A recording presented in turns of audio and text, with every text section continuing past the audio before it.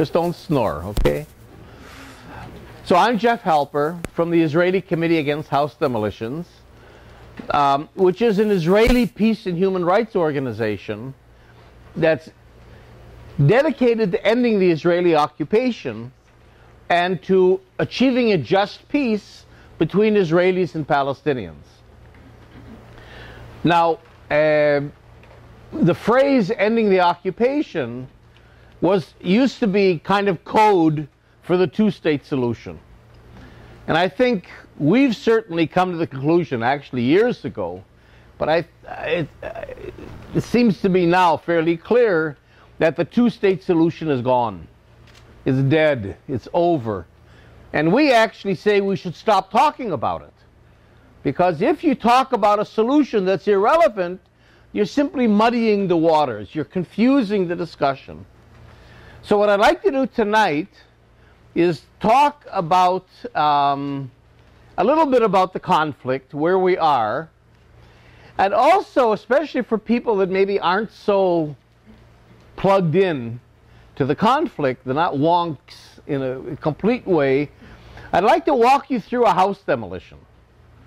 You know, I'm the head of the Israeli Committee Against House Demolitions, and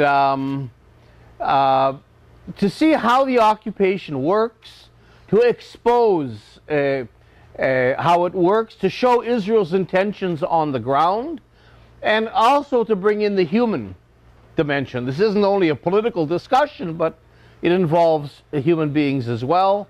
And then we can begin to have a discussion of where are we going in the conflict beyond the two-state solution. That's where I want to go, at least. If anybody thinks the two-state solution is still alive, that'd be very interesting to hear. So let's start, and we decided to keep the lights on, right?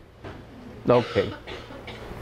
So let's start simply with this map of the two-state solution. This is the solution. In other words, the conflict has a solution, in a way. Already since 1967, so we're talking about all these years, the two-state solution has been the solution of the international community. And it's a simple idea, and that is that you have one country between the Mediterranean and the Jordan River, and in that one country there are two peoples. Now, whether there should be two peoples or shouldn't be two peoples is in some ways another discussion. There are two peoples in this country, Israeli Jews and Palestinian Arabs. And the idea of the two-state solution is, how do we either divide or share the land between them? And so the idea was, of course, to take the map as it emerged, sort of from, actually what's called the Green Line is the 1949 armistice line after the 48 war, but it's sometimes called the 1967 borders. So the idea being that there's two peoples, there'll be two states, a state of Palestine alongside the state of Israel, which sounds good on paper, but when you actually look at the map, it isn't a very just and fair solution, because in this one country that the Palestinians call Palestine, Jews call the land of Israel, religious people call the Holy Land. In other words, whatever you call it, it's one indivisible unit. All these lines and borders are temporary and new and don't really mean very much. In this one country today, half the population is Palestinian already today.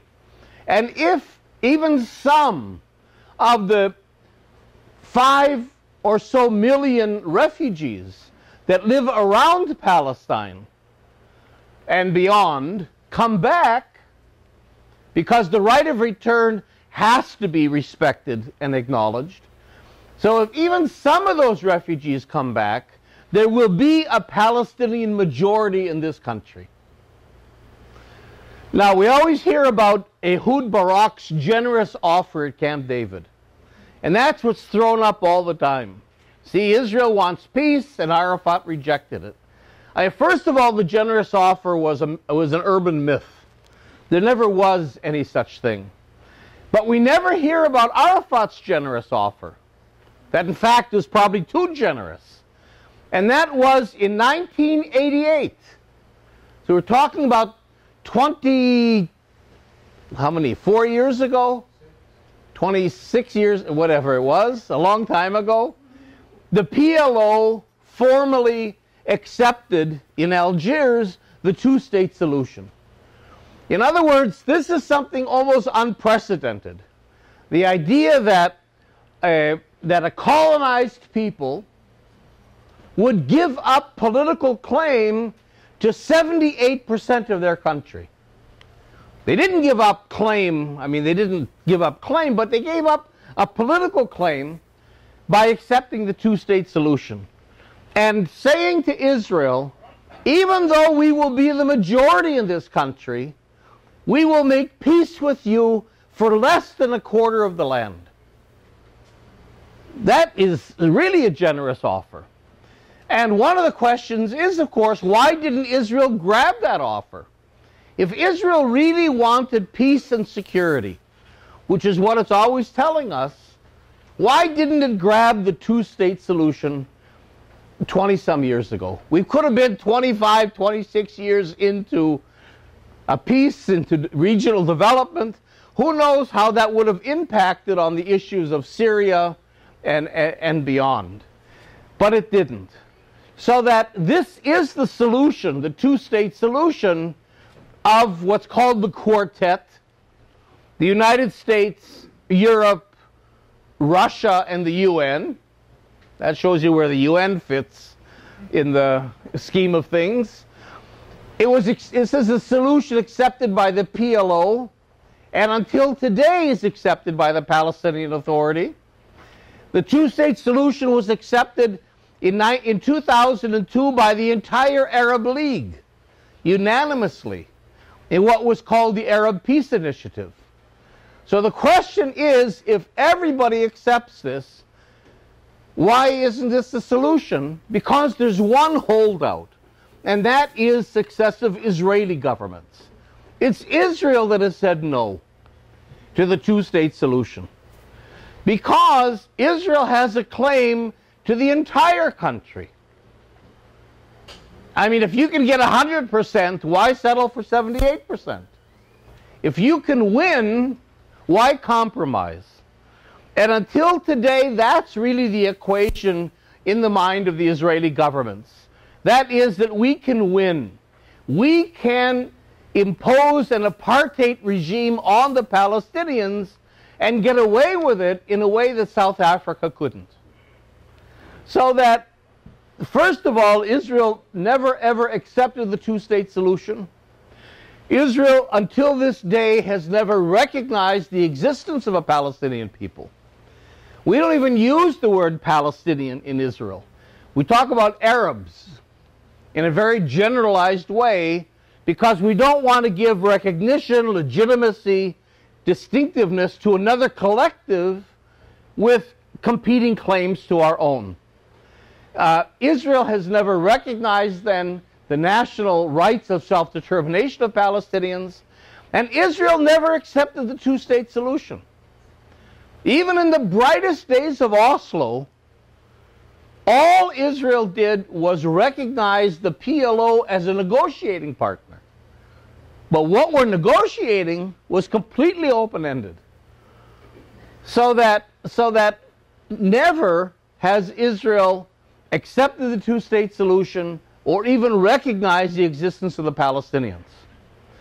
But that's not enough just to have a claim. So what Israel has done over the years is what Israel calls creating facts on the ground that simply make it, and this goes back to what Jabotinsky wrote about in 1923 in his famous essay on the Iron Wall. We have to create a presence so massive and so permanent, he put it in a very interesting way, that the Arabs will despair of the land of Israel ever becoming Palestine. That's the way he put it. So that, in a sense, the idea is Israel's presence is not only military, but it's these facts on the ground that de facto eliminate any possibility of a Palestinian state. And Israel has laid over the occupied territories what I call a matrix of control. And I won't get into all the details, but you see, the whole idea of the two-state solution is kind of a north-south axis. There's a Palestinian state alongside the state of Israel.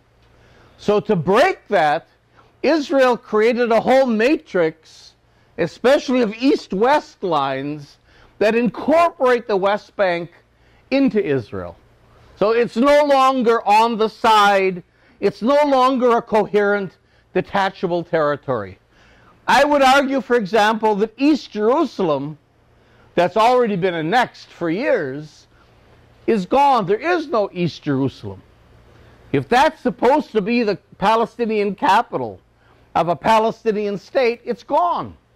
There is today no coherent urban entity, not geographic, not economic. In no sense is there an urban entity that you could call a city. Like it's a bunch of little pockets of Palestinians surrounded by and controlled by Israeli settlements and highways. There are today more Israelis living in East Jerusalem than there are Palestinians. And beyond that, then, Israel has incorporated as well the West Bank. I would argue that Israel has succeeded in turning the West Bank into Judea and Samaria.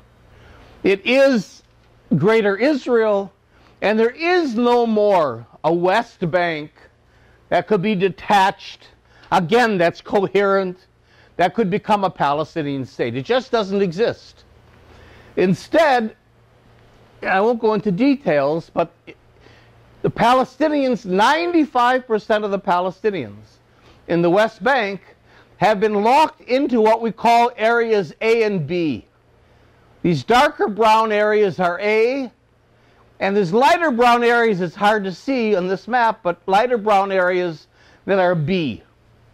Areas A and B, under Palestinian Authority control, even though Israel invades at will, this is all on paper. I mean, just 3 days ago, Israel took over Ramallah with the complicity of the Palestinian Authority. So that it's clear that this is all kind of on paper, but on paper at least, the Palestinians have control, sovereignty in a way, over areas A and B. Areas A and B are 38% of the occupied territories. So we can say that after all these years of negotiations, they began in 1991 in Madrid, after all these years, all the Palestinians have eked out of Israel is 38% of 22% of their historic homeland, and that divided into about 70 little islands all through the country. But you've got 95% of the Palestinians that have been shoved off their land and confined to these little islands. That leaves Area C, the 62% that remains, that completely surround all the Palestinian. You can see how small, tiny some of these Palestinian islands are, all surrounded by Area C, which is Israeli, all surrounded by highways. So there's a whole matrix of highway systems and settlements, because in Area C, you have all these blue dots that are the settlements. More than 200 settlements, more than 500,000 Israelis living in the occupied territories. And then what Israel's done is it's consolidated those areas that it wants to keep definitely into what it calls 7 settlement blocks. These darker areas here where the big settlements are, including Greater Jerusalem. And the settlement blocks that are about a third of the West Bank. And as you can see, what they do is they carve the West Bank into what Israel calls cantons. There's a canton in the north, a canton in the center, a canton in the south, and then Gaza, which is a cage. So that the settlement blocks, we forget about this, but in 2004, Bush wrote a letter to Sharon saying, at the same time that the United States issued the roadmap initiative of a two-state solution, at the same time the Bush administration undermined its own roadmap and said there will never be a return to the 67 borders. That these settlement blocks, they didn't call them settlement blocks, the Bush called them in his letter Israel's major population, existing population centers, by which he did not mean Tel Aviv. Here are Israel. They're Israel. They're not to be negotiated. So, for example, when you have a settlement freeze, so-called, here and there, over the years, it does not affect building settlements in any of these areas here, in the settlement blocks, because Israel says they're already Israel. The United States has already recognized them, so building there does not violate any freeze. And this was reaffirmed by Congress almost unanimously, so it's not just the letter. And it was reaffirmed by Obama very strongly just a couple years ago. So when Kerry went to negotiate a two-state solution, he was really negotiating the 70% of West Bank land that's outside of the settlement blocks. He wasn't negotiating settlement blocks. He wasn't negotiating East Jerusalem, that Israel has always said is non-negotiable. So the whole concept, not only of Israel, but of the United States, of what the two-state solution should be, is completely antithetical to anything just and viable. And then, of course, like I said, Israel has put 29 major highways over the West Bank in a kind of a grid pattern. You see a highway like this, a highway down the center, a highway this way, and then highways across, so that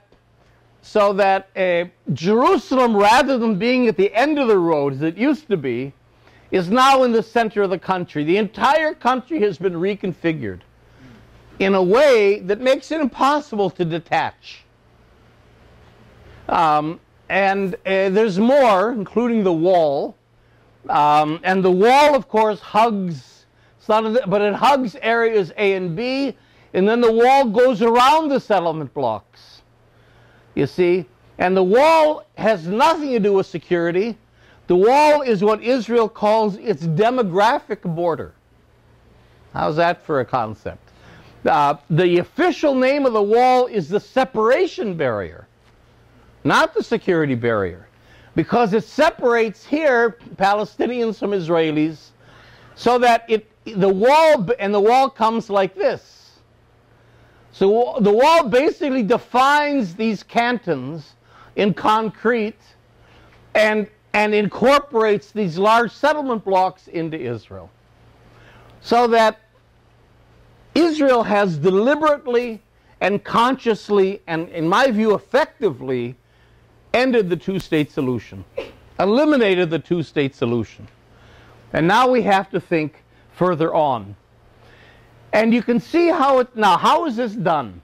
And this is something that I want to put this human element in and talk about house demolitions. Part of Israel's claim is there already is a two-state solution.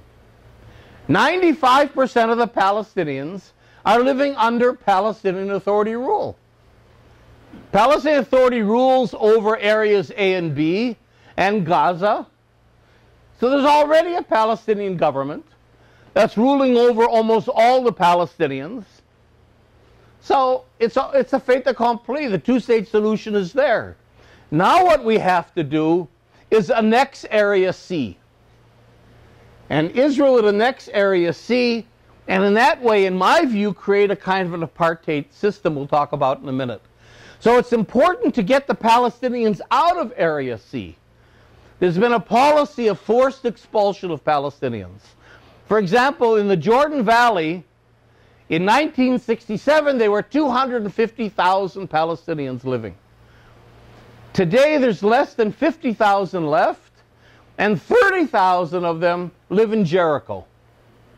So this has almost all been cleansed of Palestinians, and Area C is then, with the settlements, ready to be annexed. And the mechanism of that is house demolitions. That's one of the major mechanisms.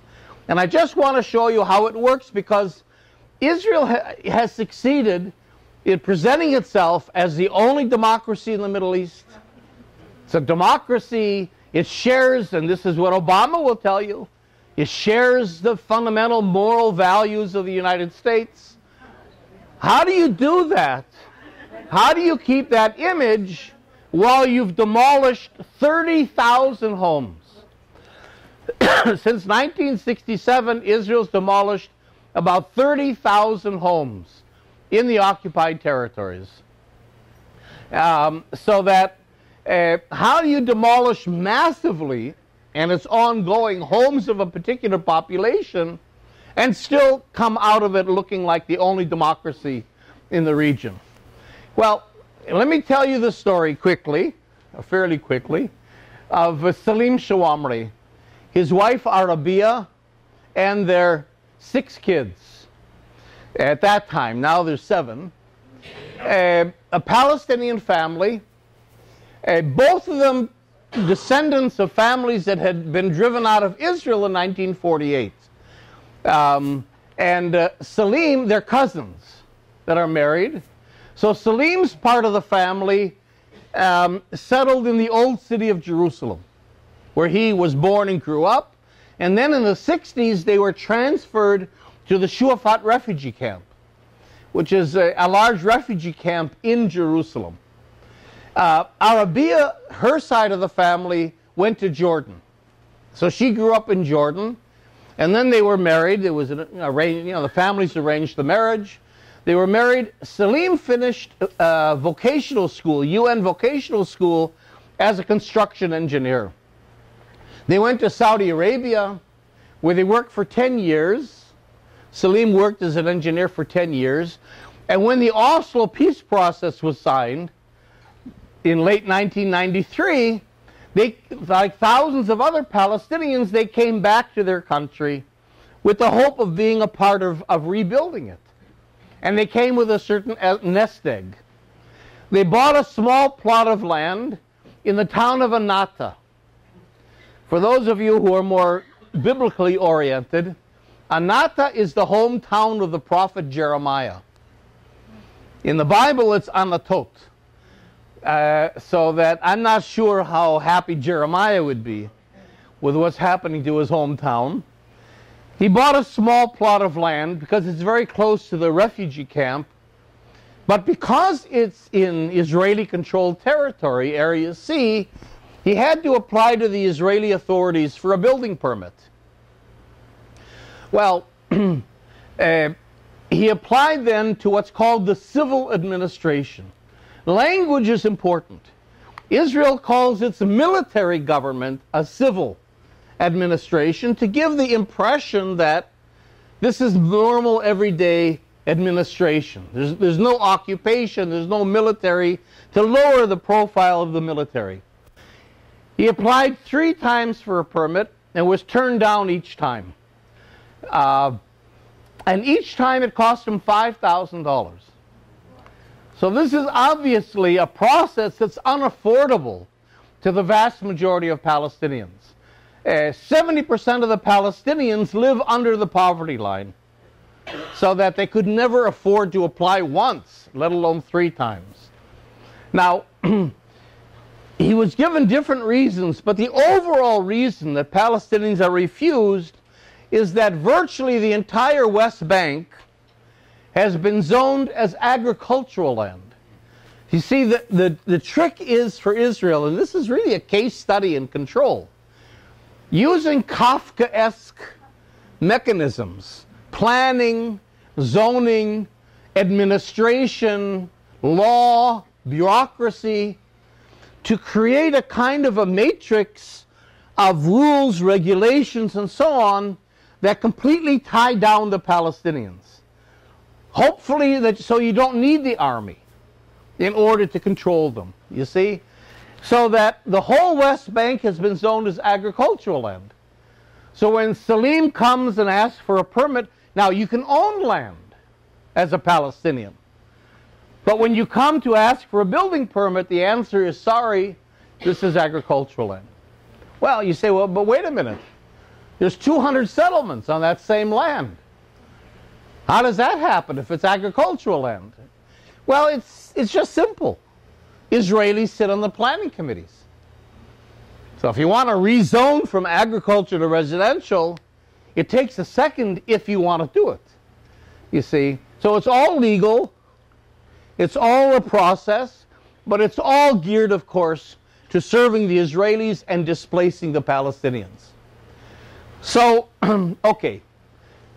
So like thousands of other Palestinian families, the Shawamris were forced to build a small home for themselves on their land without a permit. And immediately they got a demolition order from the civil administration. Now, for Palestinians, it's kind of a cold calculation. You say, look, there's tens of thousands of demolition orders outstanding. In East Jerusalem alone, there's about 20,000 demolition orders against Palestinian homes.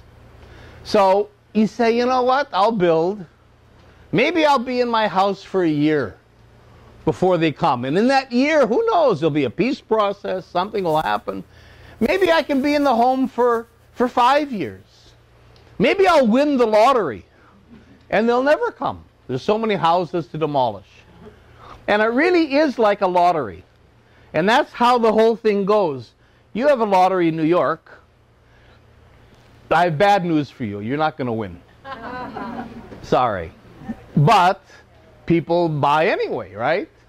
So that it's millions. It's the same thing here. There's 4.5 million Palestinians in the occupied territory. Last year, Israel granted 18 building permits. So it's really like a lottery level. But you say to yourself, look, I don't want my home demolished. I'd like to play the game. I'm a good guy. I never was involved with politics.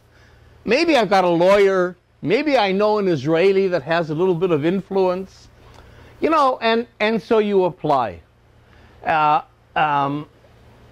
So if you apply and don't get the permit, which is close to 100%, and you build anyway, then you're an offender, right? And you get your house demolished. But if you don't apply, because why pour $5,000 into a permit that you're not going to get, and you build anyway, then you're doubly an offender. So it's a whole catch-22 situation. So they built a small house and lived in their home for 5 years. 5 years. One day they were having lunch in the middle of the day, and there was a knock on the door.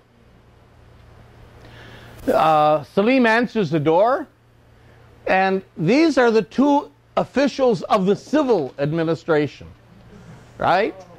This is Rami, Micha, surrounded and accompanied by Israeli soldiers. They had actually demolished 5 homes that day, and they thought maybe they could get one more in by the end of the day. Because usually they come either early in the morning or they come at midnight. And this happened to be in the middle of the day. And so Salim answers the door, and Rami says to Salim, "Is this your home?" Salim says, "Yes, it's my home." He says, "No, it isn't. It's our home now. You have 15 minutes to get your belongings out. We're going to demolish it." Now, what would you do? And this is a key. You're not a criminal. You're not a terrorist. There's nothing security that's involved here. So you wouldn't say, "Dear, I'm going to, please help me carry the furniture out." You would protest, right? It's your home. you would yell, you would do something. That turns into resistance. The soldiers are not there for decoration, and Salim was beaten and thrown out of his house. Now, in all the commotion, Arabia managed to slam the door shut and lock it, with her and the kids inside. So the soldiers broke the windows of the house and threw in tear gas canisters to flush the family out. Now, I don't know if you ever had a whiff of tear gas outside. It's pretty powerful stuff. Inside the house, you can imagine, it's overwhelming. Arabia was carried out, then they broke in the door. Arabia was carried out unconscious. The children running and screaming in every direction. So this is a trauma that's going to live with these kids forever. It isn't a matter of your home's demolished, too bad, and the next day you get on with your life. This is something that stays with you. See your parents humiliated, beaten, the violence, tear gas, soldiers, and the kids running and screaming in all directions. I found afterwards the canister of tear, there were actually 2 canisters of tear gas I found. The tear gas was made in the federal laboratories in Philadelphia, and it's set on the outside of the canisters for outdoor use only. So then we get into the act. If we can get there in time, because Arabia called us. That's how we managed to get to the house. We happened to be nearby, actually preparing another demonstration. If we can get there in time, because there's no forewarning. The family has a demolition order, but they never know when they're going to come to demolish. So you might be living in your house for 5 years, but you're not living in a secure, relaxed way. I've talked to many Palestinian women who say to me, the first thing I do when I wake up in the morning is I look out the window to see if there's bulldozers, soldiers, army, police, and if the coast is clear, I get dressed and wake up the kids and start making breakfast. So we were called, we managed to get there, and we chain ourselves in the houses to resist the demolitions. We get on the roof, we get in front of bulldozers, which is why I'm built this way. And we resist. And at the same time, our activists are calling journalists, we're calling diplomats, because if we can make an issue, if we can make noise and commotion around it, they've come to demolish 10 houses, maybe this house is gone. But if there's enough commotion, they might stop and go and retreat, and we've saved 2, 3, 4 houses that would have been demolished. Finally, we're out of the house, the family's out of the house. The civil administration subcontracts to commercial wrecking companies or building companies. In other words, if you own a company that builds roads or something and you own a bulldozer, you can bid for a contract with the civil administration to demolish homes. So Rami and Micha say to the contractor, just throw everything out. You know, you got 5, 10 minutes before we demolish, get everything out of the house. So everything is ripped out, as you can see it. Imagine what you have in your home. Your papers, your photographs, your kids' toys, your furniture, everything is thrown out and ruined. And this is in the summer. Imagine if it happens in the snow and rain of winter.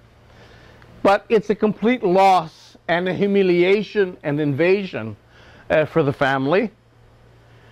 And then the bulldozer comes to demolish the home. Comes through the walls, through the garden that Salim planted, because this is actually the Judean desert. It's not exactly agricultural land, so we had to bring truckloads of earth to be able to plant a garden around the house. Goes through that and into the house. Now here, there's a tragedy and a tragedy. The driver of the bulldozer is a Palestinian. He just happens to be a guy that works for this company. So he comes to work one morning, the boss says you're going to build a road. He comes the next morning, the boss says I have a contract to demolish homes. You're going to demolish homes.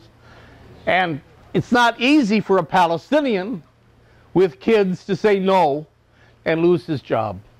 And he knew Salim. They're friends. So you can imagine what's going through his mind as he's demolishing his friend's home. And Salim is lying in the ground watching. There were certain poignant moments, you know, when the antenna on the roof fell over, or when the bulldozer came out of the house through his kid's bedroom. When it really, I mean, he couldn't really believe what was happening. You know, and one of the points is, house demolitions is a very powerful issue because it helps us to reframe the conflict.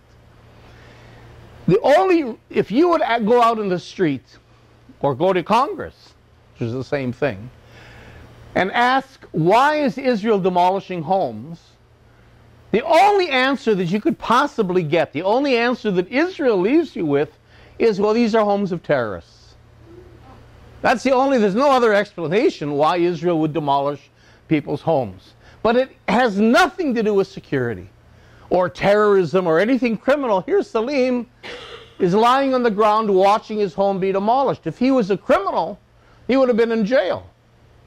So it shows that the Israeli framing that says everything we do is for security, to protect ourselves from terrorism, is simply not true.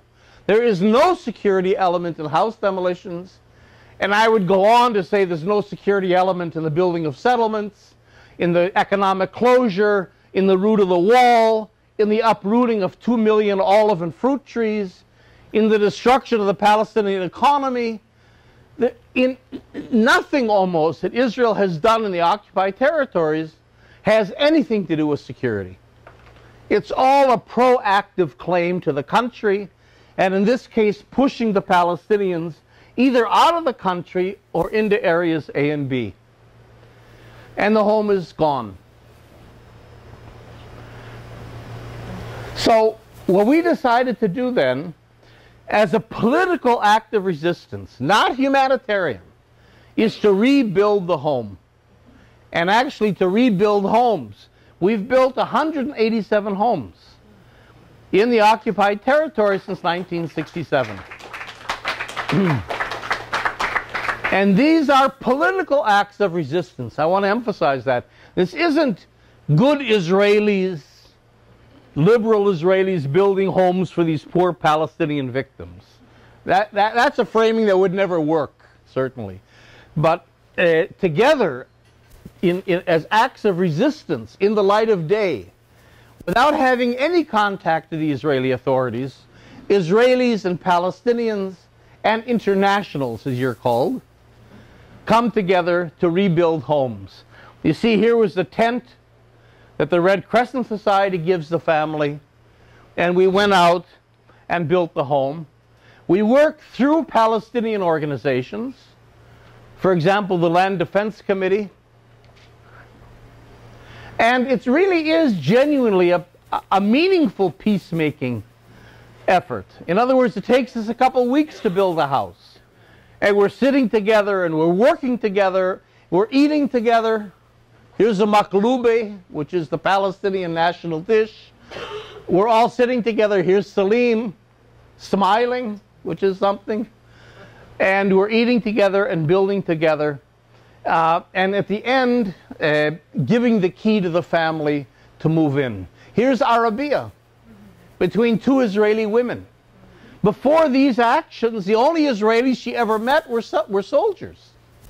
So here's a woman who's scared, intimidated, traumatized, who at least is here now doing something active, physical, to rebuild her home together with Israelis and Palestinians. So it's a very meaningful operation. Here we're building the house. Here you get a good look at the agricultural land around. And we got the scaffolding of the house up, and we poured the concrete for the roof. It was still wet, and I had a feeling they're going to come back. So we spent the night, and in fact, there's a group that wears these red baseball caps, the Christian peacemaker teams. Some of you might know them, and there's one woman here. Where are you from? Kathleen. That was with the Christian peacemaker teams in Hebron.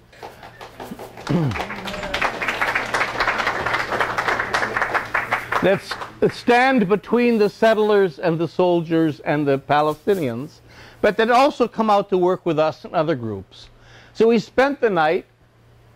Sure enough, 4 o'clock in the morning, the soldiers come back with the civil administration. These are the jeeps of the civil administration.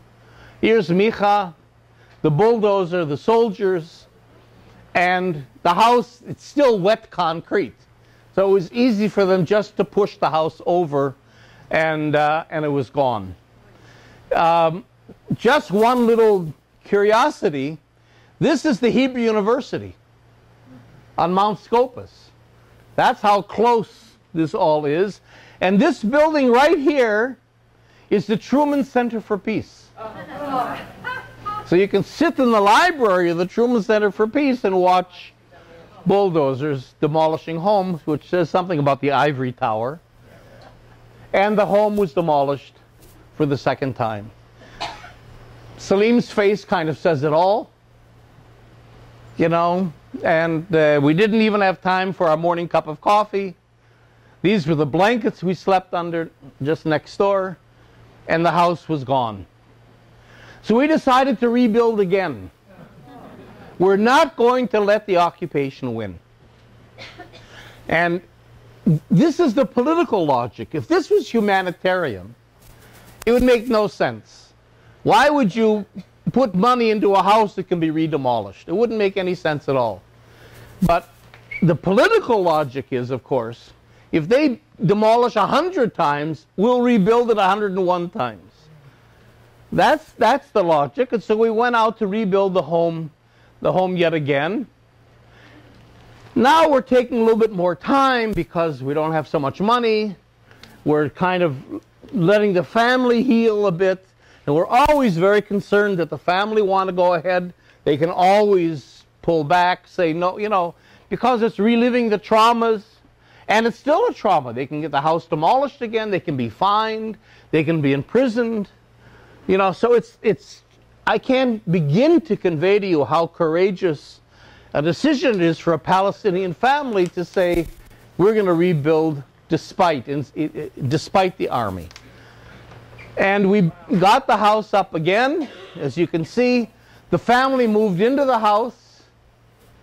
And the next day, the civil administration came back again. Here's Micha again.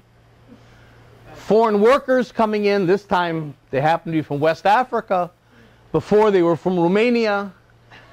The furniture is all thrown out. And the bulldozers come back again. This time, as you can see, a Caterpillar bulldozer. And we've had the Presbyterian Church.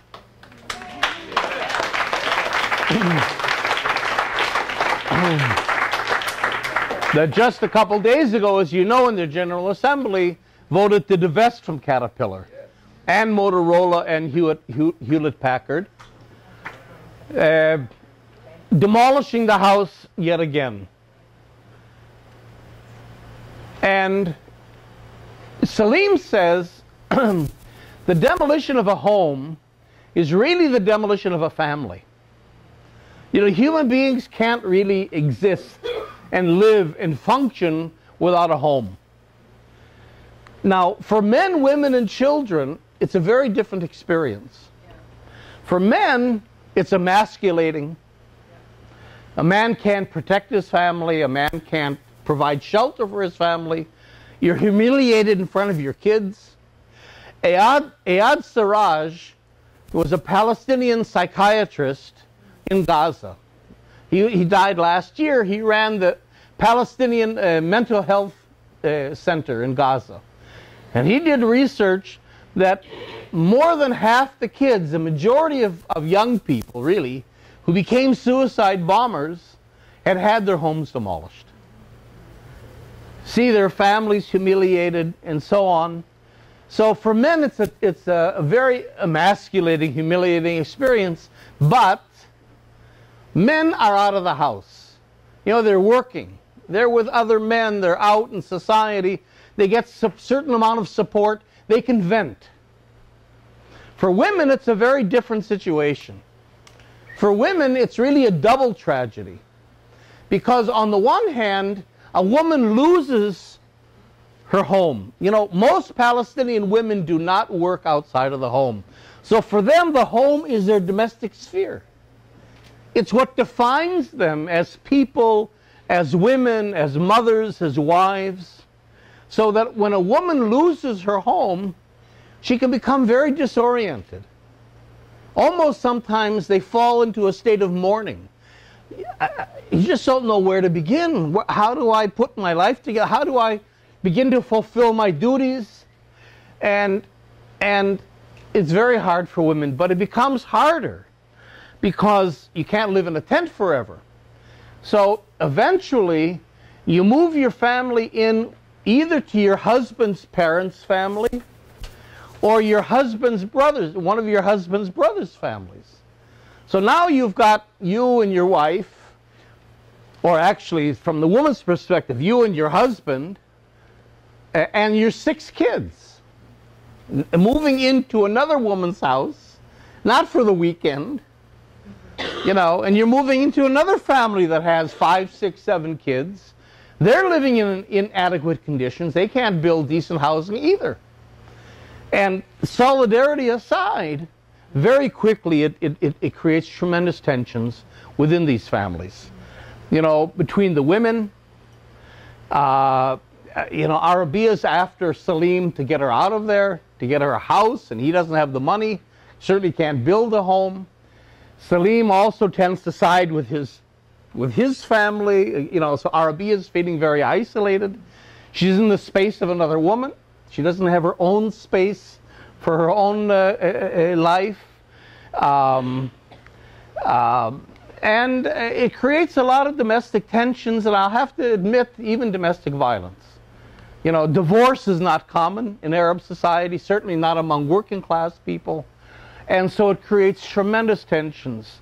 It's like Salim says, it really is the destruction of the family.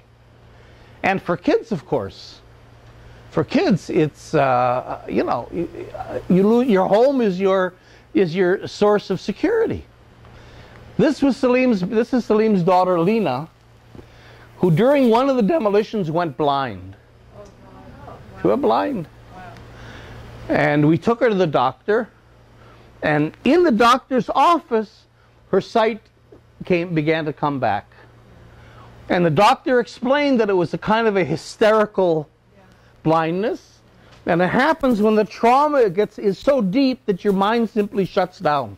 It can't process anymore. So you can imagine how deep and lasting these traumas are with Palestinian kids. So we decided, nevertheless, the family decided not to rebuild the home again. And we went out. Here's Arabia, again with people that came to help her rebuild.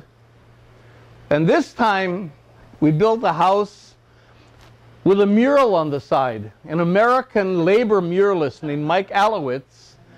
It was supported by American trade unions, labor unions, came, and we did a mural on the house. We called the house Beit Arabia, in Arabia's name. And it was a dead caterpillar, you see, amidst a pile of dead armaments. And it's hard to see. Here's a red flag, but there are Israeli and Palestinian workers marching together. You know, they worked together before 1948. And hovering over the scene are the forms of 2 women that died in demolitions. One of them you all know, Rachel Corrie, the American student who was killed in 2003 when she was defending a Palestinian home in Gaza and was run over twice. The second is a woman also from Gaza named Nuha Swaidan, who was a Palestinian mother of pregnant woman, the mother of 10 children, who was killed in her bed at night when the army bulldozed their home on top of her, just about 2 weeks before Rachel died. So that these two women kind of hover over the scene. January 2012, middle of the night, the army came back to demolish the home for the 5th time. This is when they demolished 8 homes that night in Anata. The soldiers came back and demolished the home again. So we went out in that summer to rebuild the home again. And Arabia, the whole thing. We went out to rebuild the home again, and in that summer, and in November 2012, they came back yet again and demolished the home for the 6th time. And Salim and Arabia in front of their home. So it became clear that they're not going to have a home. Now I have to say, this isn't just a Sisyphean task. Out of the 187 homes that we've built, more than something like 175 still remain.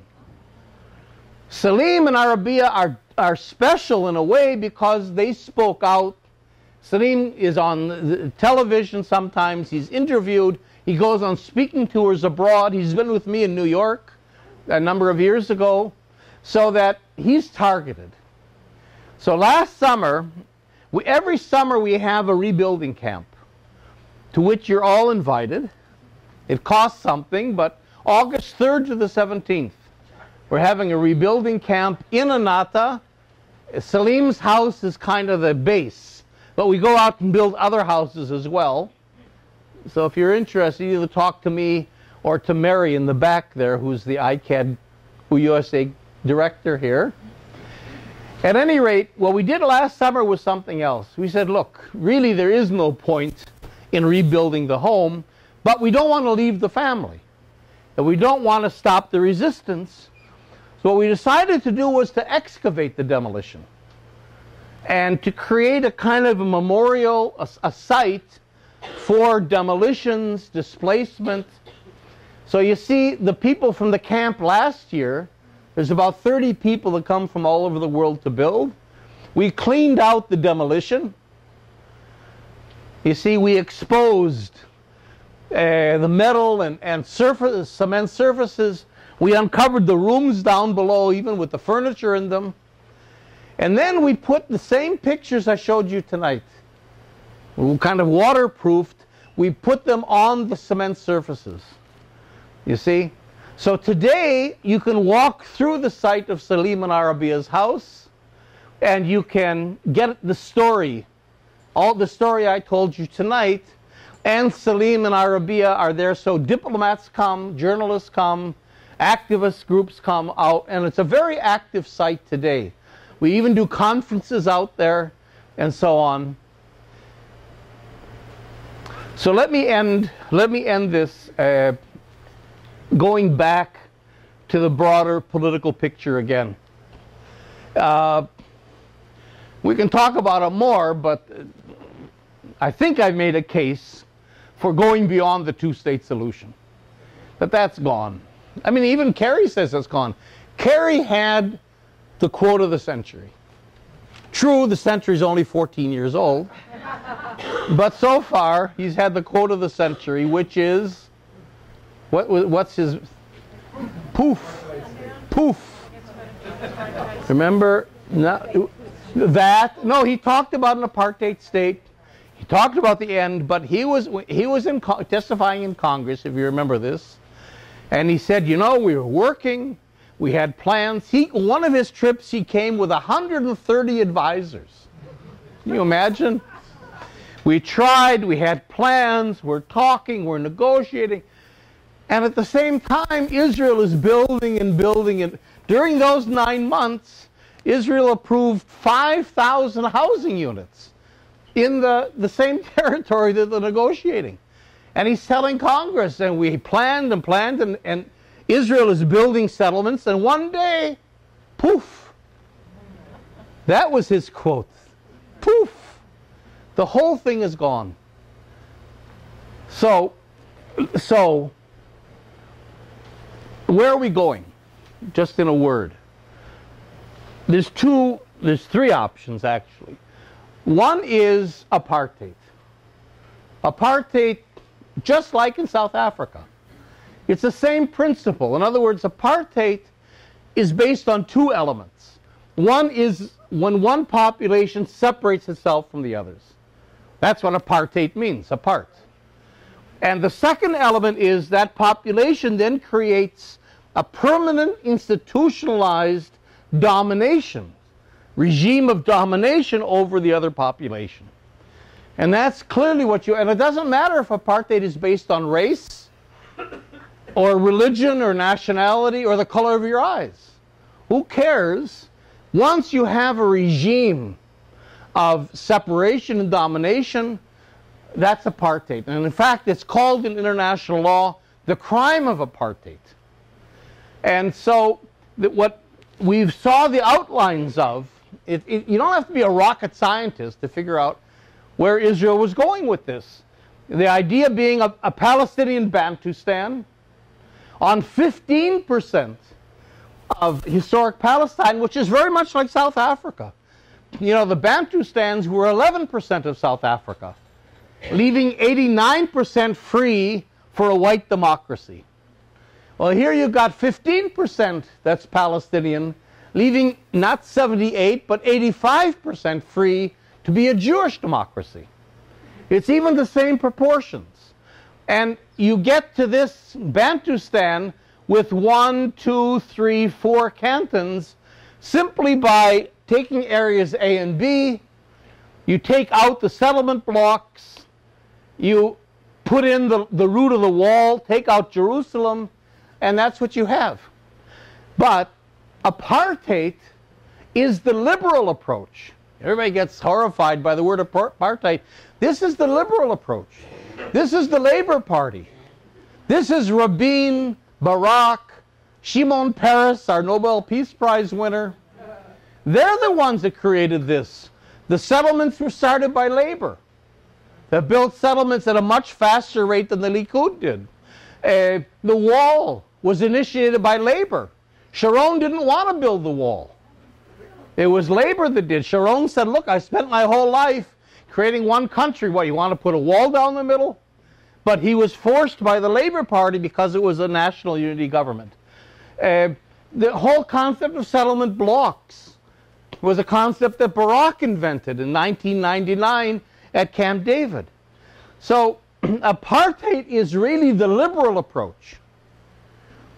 Netanyahu's approach, I would say, is worse than apartheid. There's a situation worse, and that's what we call warehousing. Warehousing is a concept that comes from the American prison system, and it's being applied in a more wide way politically. And that is that the United States has 6% of the world's population and 25% of the world's prisoners. And they're warehoused. They're shoved away somewhere, you don't see them, you don't care about, they've disappeared. They're not an issue. Nobody's getting elected to Congress on a prison reform ticket. They're inmates, they're wards of the state, they're fed, and when they riot, because we use non-political language for prisoners, the guards have every right and duty to repress them. I would submit that that is exactly the way Israel looks at the Palestinians. They're inmates, they are not a people, they have no national rights, and they're not a side. What Israel's been trying to tell them all these years, and I think this is a message of this military campaign that has had since the disappearance of these 3 young people in the West Bank, is that we're not negotiating. You're not a side. You're not a side in the negotiations. A side. In other words, you're inmates. And if you shut up and behave yourselves, we'll make it a little bit easier for you. We'll let some of our economy trickle in so you're not completely impoverished. But zero tolerance. You know, you think that you can unite with Hamas? You think you can go to the UN and try to bypass us? You think you can force us to negotiate with you? You know, Israel's attitude is kind of like a Brooklyn taxi driver. You know, show me. You know, let's see what you can do. So Israel goes out now. It has a military operation that completely overturns the entire West Bank, including 9 attacks on Syria a couple days ago. And Israel's attitude is, okay, Palestinians, Arabs, well, let's see what the world does for you now. Where are your divisions? Where's your support? And the message is, you are inmates. There is no more political process. This is our country. You're going to be warehoused and imprisoned, but there's a back door to the prison. In other words, if you want to leave the West Bank through Jordan and out, fine, tfaddalu, do it. You want to go through Gaza to Egypt and out, fine. But if you're going to stay, know that you're imprisoned. That's warehousing, and that's where Israel is going. Obviously, from our point of view, neither apartheid nor warehousing are acceptable. And so we have to begin, I think, to formulate a one-state solution as the only way out. And from my view, it has to be one democratic, binational state that's inclusive. The problem we have today is that on the one hand, I think this is all collapsing on Israel. I mean, it might sound funny to say with the occupation seeming so strong, but I think we're in a state of collapse, which is good. Meaning that I think the Palestinian Authority's days are numbered. Especially now with Israel attacking Hamas, I don't see how elections could ever be held for the Palestinian Authority. And if the Palestinian Authority lets Israel conquer Ramallah and help it, I mean, it has no credibility.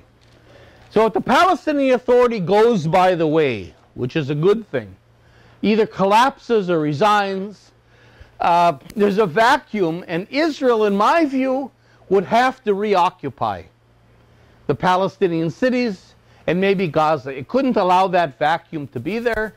And it could very well do, Netanyahu's talking about taking unilateral steps, by which he means annexing the settlement blocks. You'll have annexation, you'll have reconquest, and here's where poof becomes a good thing. The Kerry initiative, I think, was significant because finally the air is cleared. Every time you wanted to resolve this conflict, you had this pea soup of a two-state solution. Always in the way, never possible. Israel actually telling you it's not going to happen, but you persist, and you talk two states, and you can't. Now, poof, it's gone. The air is cleared. Now we have naked, raw occupation. No Palestinian Authority as a pretext to keep the lid on. And now we can begin with open eyes to begin to formulate a way forward. One of the problems is, and I'll say this, is that we have to wait on our Palestinian partners to do that. I'm not Palestinian. I can't stand up here today and advocate for 2 states, 1 state, 10 states. That's not my call. But the Palestinians, for reasons that are understandable, they're fragmented. They've got the dead hand of the Palestinian Authority on top of them. They're exhausted. Haven't yet moved to a one-state solution. In other words, the death of the 2-state solution does not mean automatically, boom, we just shift to a one-state. It's much more difficult than that because the Palestinians have been involved for 100 years in a national liberation struggle for self-determination. That inadequate as it is, the 2-state solution would have at least given them a kind of a state. It was a certain culmination of that process. if we move to a one-state solution, and now we Palestinians are locked into a state with our oppressors, the Israelis. It's not a Palestinian state. The Israelis are in some ways stronger than we are, educationally, institutionally, economically, and so on. And the struggle is transformed from a national liberation struggle into a civil rights struggle. And I don't think the Palestinians have yet made that transition. So that we have an issue here of a collapse happening, and the danger for me is that this collapse will happen before we've formulated another alternative out. Because the bad guys have all their alternatives in the drawer, ready. They're ready to move. And so I think we have to, hopefully, working with our Palestinian partners to try to hasten that process. But we're a little bit stuck today without an end game to really sell. So I'll leave it at that. Thank you much, guys. The Israeli government realize what it's doing in terms of creating world anti-Semitism and making it very dangerous for every Jew all over the world. That's a very good issue because it realizes it and it doesn't care. In some ways, Israel is almost sacrificing the Jews of the world for its own benefit, because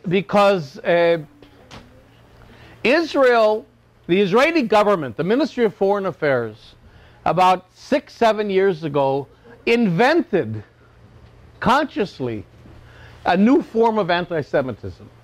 That's called the new anti-Semitism. That's what it's called. And then there's been academic conferences around it to give it some academic legitimacy. The new anti-Semitism says any criticism of Israel is anti-Semitism. And the danger with that, of course, is that it lets real anti-Semites free. Because there are real anti-Semites who are pro-Israel.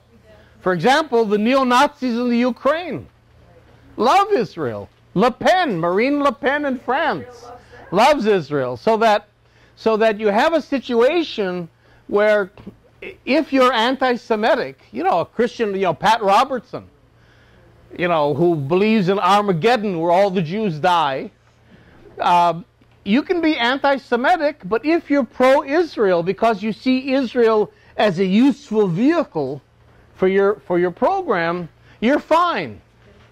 But if you're critical of Israel, you can be Jewish and you're an anti-Semite.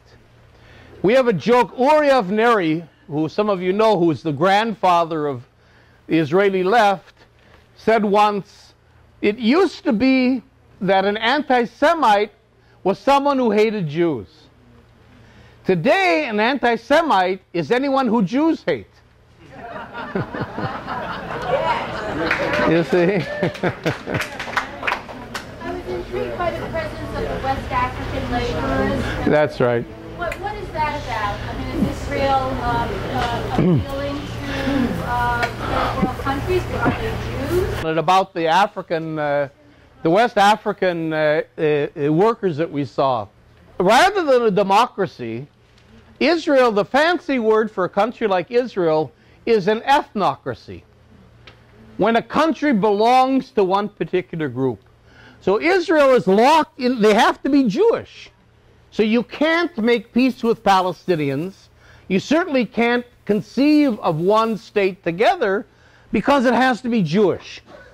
Well, now Israel has become a route for African asylum seekers from Eritrea, from southern Sudan, Darfur, and other parts of Africa, including some parts of West Africa, because their main route through either Morocco or Libya has been blocked, either by the wars or by Europe. And so they've begun to come around through the Sinai, And there's terrible, terrible things that happen to them in the Sinai. They get caught by the Bedouins, and they're tortured, and they're held for ransom. I mean, it's horrendous. It's a whole issue that people don't know about very much.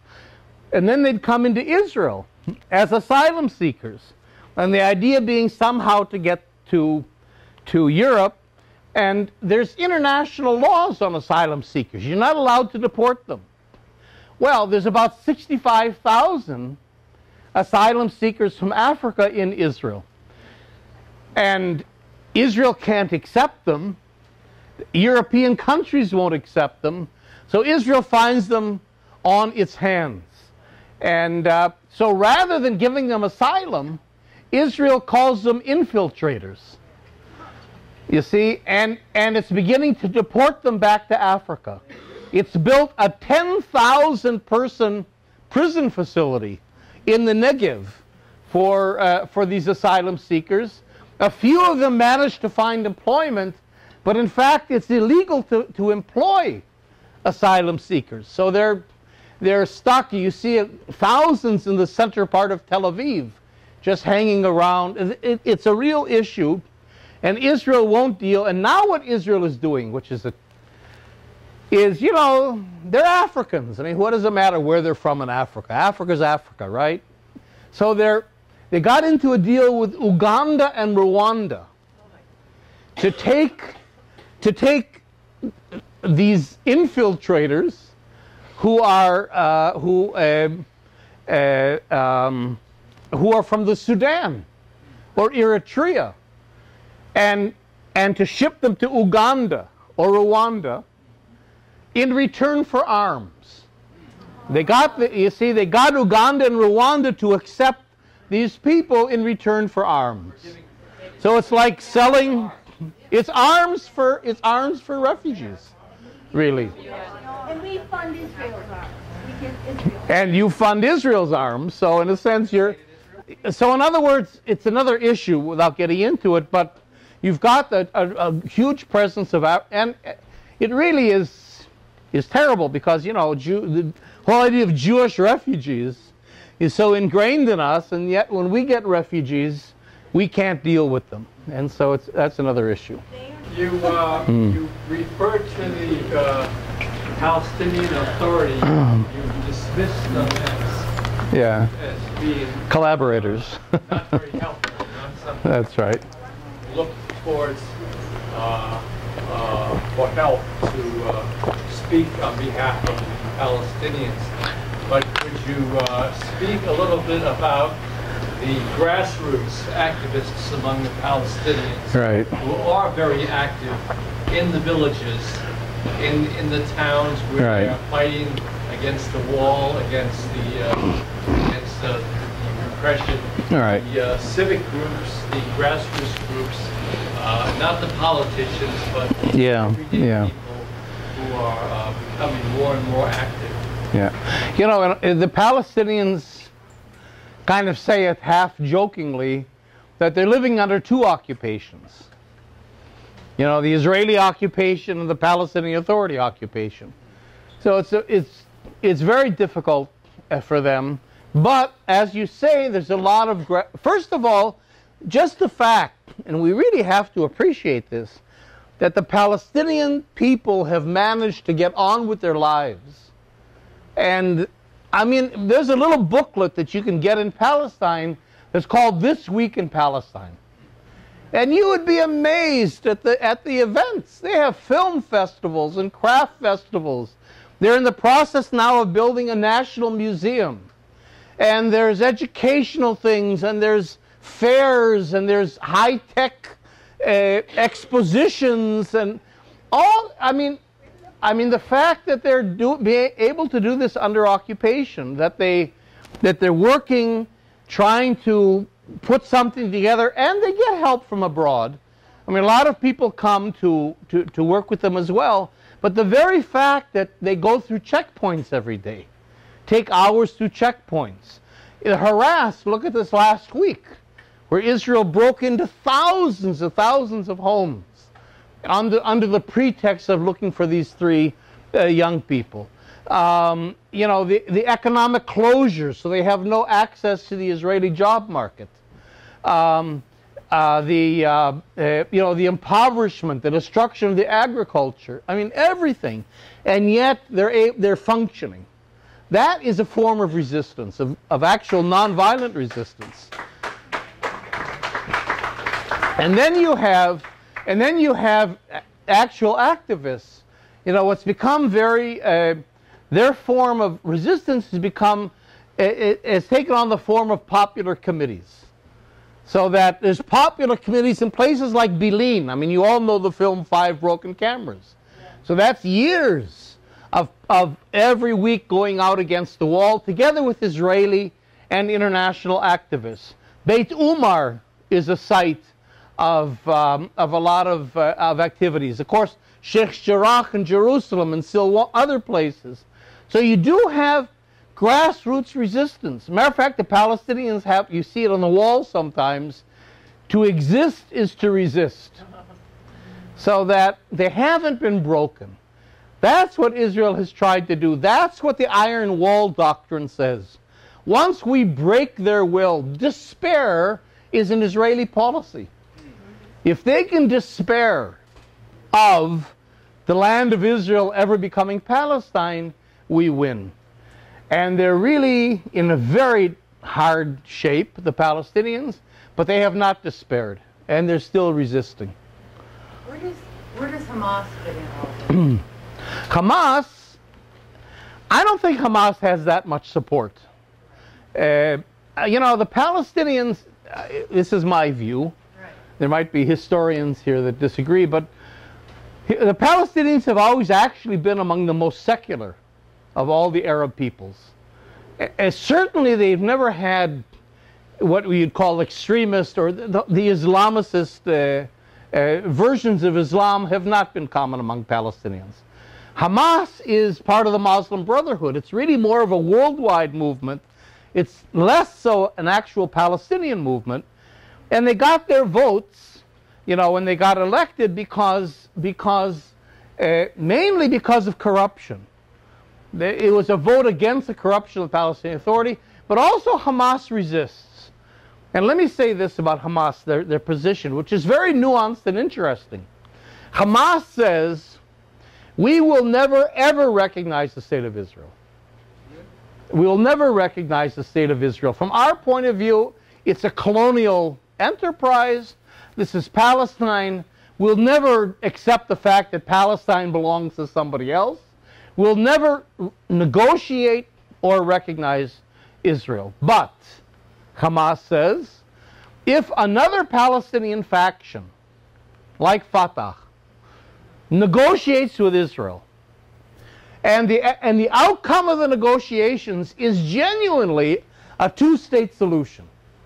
This is what Hamas says. If this map emerges, and then that decision goes to a referendum of all the Palestinians in the world, and it passes, and most people think it would pass pretty well, we in Hamas would accept that decision as the voice of the Palestinian people, and we would respect it. We still wouldn't recognize Israel, but we would respect that two-state decision. If not, then we simply continue to resist, and of course that's where they are. That's where they are today. The fact that they joined the Palestinian Authority, I think, shows the weakness, especially with the end of the Muslim Brotherhood's rule in Egypt. That has certainly hurt Hamas quite a bit. Why does the PLO collaborate with the Israelis? I don't understand that. The PLO made a decision. The PLO made a decision. Don't forget, Abu Mazen, Mahmoud Abbas, is the chairman of the PLO and the president of the Palestinian Authority and the chairman of Fatah. So this is one guy, and they decided in 1988, they made a decision under Arafat that they accepted the two-state solution. So until today, as the Palestinian Authority, Abu Mazen clings to that decision of the PLO to recognize the two-state solution. Question, what did the Zionist movement play in this?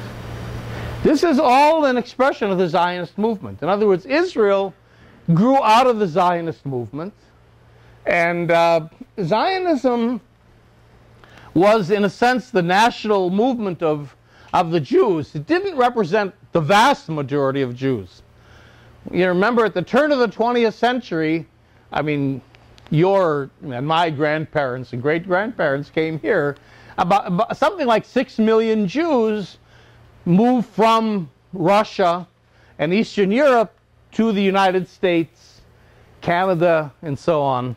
There was, by the way, there was a very interesting program on Israeli TV about the Jews of Edinburgh. There's a very large Jewish community in Edinburgh, Scotland. They got there because they got on the ships with everybody else, and a couple captains took their money, docked in Edinburgh, and told them this is New York. What do they know? They got off the ship and they ended up in Edinburgh. So the captain was able to make a lot more trips than the other captains did. And there's a very vibrant Jewish community in Edinburgh. But this is at the turn of the 20th century.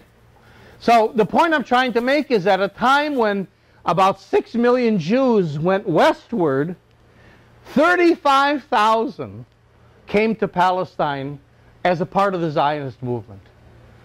That was it. And then most of them actually left, and after that another 35,000 came. But altogether, it was a fraction of a percent that actually were Zionists and that came to Palestine. But nevertheless, you know, because of the Holocaust and international politics, Israel became Israel. But certainly the Zionist movement is what produced Israel. But, you know, I'm kind of confused in your statement. You are linking Zionists to Jewish people? Yeah, Zionism comes out of the Jewish community. U.S. I think the general impression is that there's been an implosion of the Israeli left, and I'm curious to hear your analysis of that, and also whether you see any signs of any sort of meaningful renaissance on the Israeli left. You know, there isn't much of an Israeli left anymore. Certainly the mainstream left, the Labour Party, has pretty much disappeared. The greatest example of that is Shimon Peres.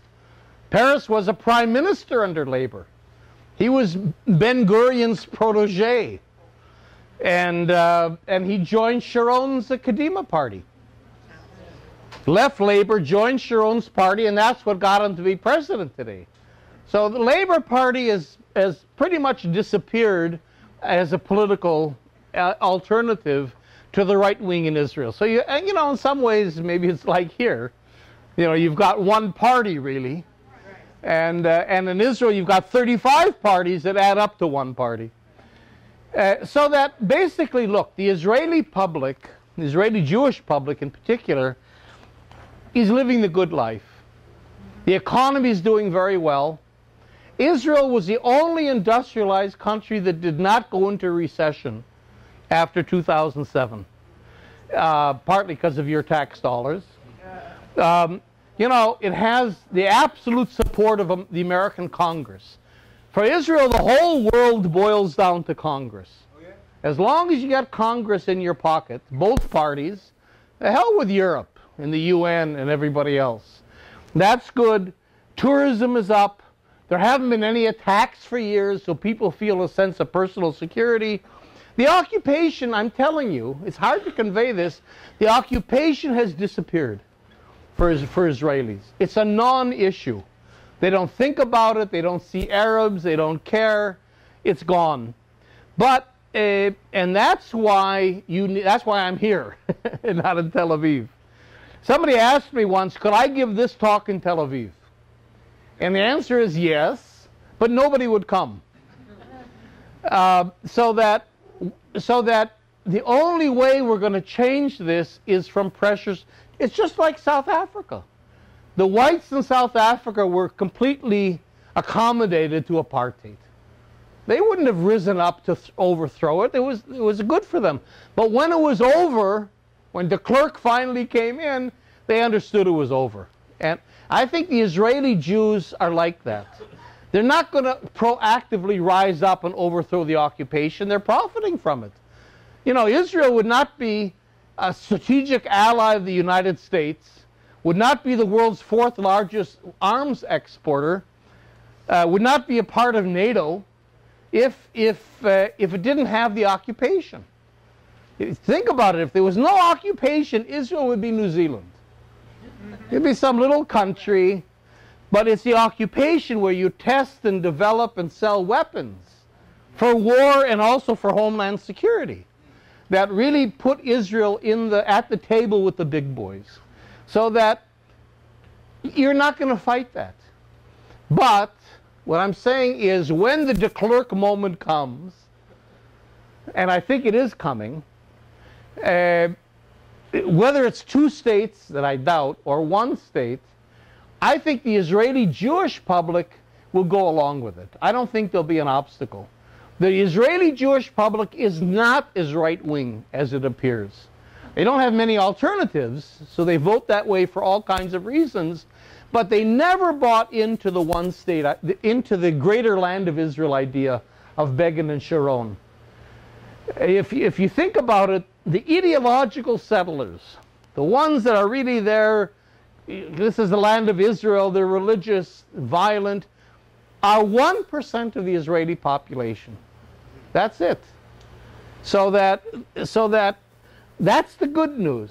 I think the Israeli public would be willing even to move to a 1-state solution if they were ensured. Remember the ANC, what did they do? They had the Freedom Charter, even a constitution before the end of apartheid. So, who did? Yeah, but they were no match for the South African army. I mean, they had a militia, but that wasn't what got them through. They had a constitution, so when it was over, even the Afrikaners could go along with the transition because there was this idea of a multiracial, inclusive society. If we formulate that kind of a 1-state idea, I think Israeli Jews could be induced to accept it. So there is no left, but I think under the right conditions, we can bring the Israeli public along with us. I just wanted to bring up the BDS movement, which Right. is what finally moved South Africa, but that is a peaceful Palestinian initiative that people around the world have taken up. That's right. And I think that could be a crucial thing because it is growing, it's becoming more international, and that could put pressure on Israel. And they're already really smart and trying to make it sound anti-Semitic. So everyone should learn about that. Google it. BDS, boycotts, divestment, sanctions. All right, maybe one more. The unanimity of the U.S. Congress in support of Israel. Yeah. You know, I wonder to what extent does that come from financial support from the U.S. arms industry, which might be supplying Israel, but Israel has its own arms industry. To what extent is it the right-wing Republicans attacking anyone who would diverge from that position? Right. And to what extent is it simply playing to American Jews? But the unanimity, I mean, maybe idealism. But what drives the unanimity of Congress? I mean, like I said, that's really the bottom line for Israel, Congress. That gives Israel that umbrella, and it's bipartisan support. And of course, the Jewish AIPAC and the organized Jewish community is very strategic and very strong in the Democratic Party, but a third of the money raised by the Republican Party is from Jewish sources. Sheldon Edelstein, among others, but the Jews spread their bets. The Republicans actually have always been more critical of Israel than the Democrats, if we remember. Eisenhower threatened to cut diplomatic ties with Israel in 1956 over the attack on Sinai. Remember the Rogers Plan? Remember Kissinger even doing a reassessment of... In 1967 in the war, and in 1973 in the war, the United States imposed an arms boycott on Israel, an arms embargo on Israel. You had James Baker, who withheld $10 billion of loan guarantees because of the settlements. You know, everything up until the rise of the Christian right with Bush the son. Then the Republicans began to fall into place. Now that if the Tea Party and the Christian right begin to decline, maybe there'll be a little opening. I mean, I'm not sure that all of us are going to run to the Republican Party, but there was that wedge at one point. Today, it's really bipartisan support for Israel, and you've touched on a very important point I'm writing a book about, and that is Israel's involvement in the American arms and homeland security industries. And Stephen Zunis, who some of you might know, who's a political scientist out in California, writes that we shouldn't forget that the biggest support for Israel comes from the American defense contractors. Lockheed, Boeing, Northrop Grumman, and others. The United States has promised Israel between 2008 and 2018 $30 billion in new arms. I mean, so at the same time, the professional military in the Pentagon are very critical of the American support for Israel. If you remember Petraeus, when he was the head of the Central Command in Afghanistan, testified before Congress that this identification of the United States with Israel and the occupation is completely destroying any chances the Americans have to work in the Muslim world. So the generals realize this, but the other half of the Pentagon are the defense contractors. And Stephen Zunis points out that the defense contractors have a lobby fund 7 times larger than that of AIPAC. So that we focus on AIPAC, but really we're missing probably the biggest lobbyist for Israel. So, you know, we have to plug that into the equation as well and look at the influence. But that's the problem, is the American. Now, let me say one more thing, and then I'll let you guys go. And that is that I don't think Americans are aware of how much the United States is being isolated in the world over this issue. I mean, when you have repeated UN votes of the United States, Israel, and Micronesia against everybody else, and not only on this issue, on the issue of arms control, issues of human rights, and so on, I mean, that should set off some warning lights. And I think what could very well happen, and we're beginning to see it, is Europe is beginning to pull away from the United States, certainly on this issue. The European Union has now issued very strict guidelines against businesses in Europe doing any business with companies that have any ties to settlements. So Israeli banks, for example, can't get any investments or loans from the European Union and from European countries, it's supposed to be as well, because they have branches in the settlement. So Europe, and then if you look at Brazil, you look at other countries, it could very well be China has no oil. So, you know, it's very complicated because on the one hand, China's always been pro-Palestinian. China is seen as the big rival of the United States. China is defending Iran, partly because it has no oil. And yet Israel is the #2 arms supplier to China. People don't know. So the same time that Obama is saying we love Israel, it's our only ally, we're one country, Israel is the #2 arms supplier to its main rival. Israel is not wedded to the United States in that sense. It's using the United States. So it could well be that the rest of the world will simply bypass the United States. That could happen. And the United States will find itself isolated, and in the end will have to scramble and give up Israel, I think, in order to rejoin the international community. So there's a very interesting international dynamics here. So thank you very much.